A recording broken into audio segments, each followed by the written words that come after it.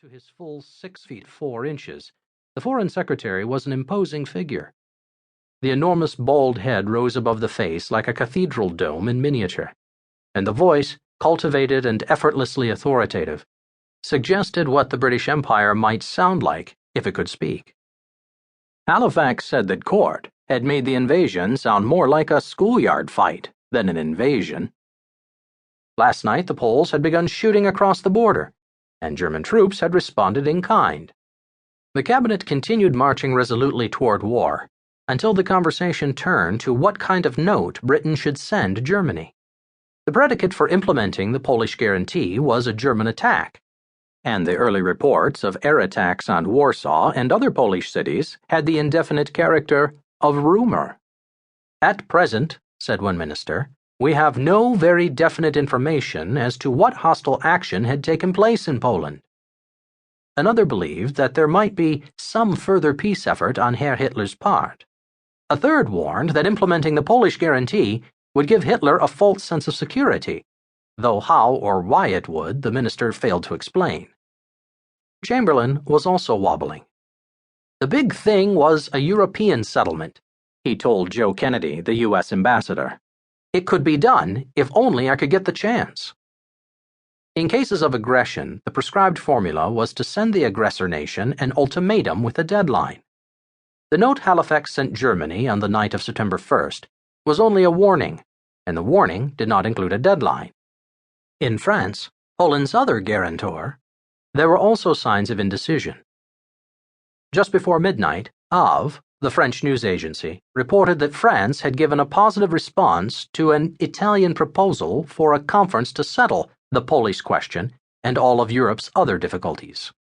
The Duce was apparently eager to reprise the peacemaker role he had played in Munich. The next morning, September 2nd, a good part of London was on a train to somewhere else. The statue of Eros in Piccadilly Circus was gone, taken to a hiding place in Scotland. The paintings in the museums were gone, taken to Wales for safekeeping. The children were gone, scattered to thousands of villages, hamlets, and towns. The zoo animals were gone, on the morning train to Edinburgh. And the light was gone, a victim of the blackout that went into effect the previous evening. At 5 a.m., when the first filaments of sunlight crept over the silver barrage balloons above St. James Park, early rising Londoners sighed in relief. Toward evening on September 2nd, Vera Brittain, whose Great War memoir, Testament to Youth, was a foundational text of the pacifist movement, stood on a rise in rural Hampshire, watching the parade of London refugees pass by.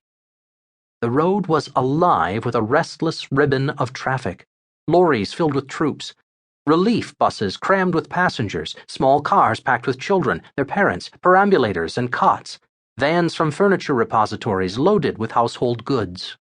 How different this war was from the one she had served in as a nurse, Brittain thought.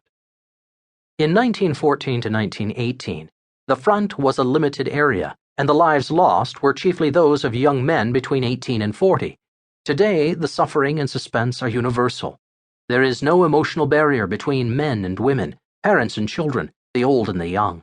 The battle is shared by all ages and both sexes.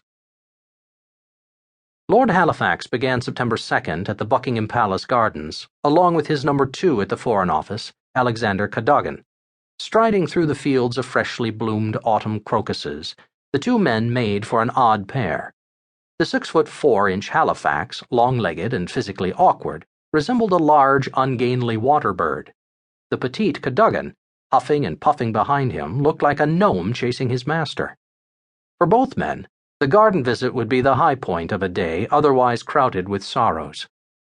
At 5 a.m., when the British ambassador in Warsaw made his first call of the day, the Luftwaffe had already carried out 20 airstrikes against Poland. When the ambassador called again a few hours later, he simply said that the Germans had achieved very pronounced air superiority. In the interim, there had been so many airstrikes it was impossible to keep an accurate count. What the Germans called Hitler weather, sunny, dry days, had also proved a great boon to the panzer columns traversing the dried-up rivers, marshes, and watercourses on the Polish plain. Before the invasion, the Poles had estimated they could hold out for 3 months. Now, 3 weeks sounded like an optimistic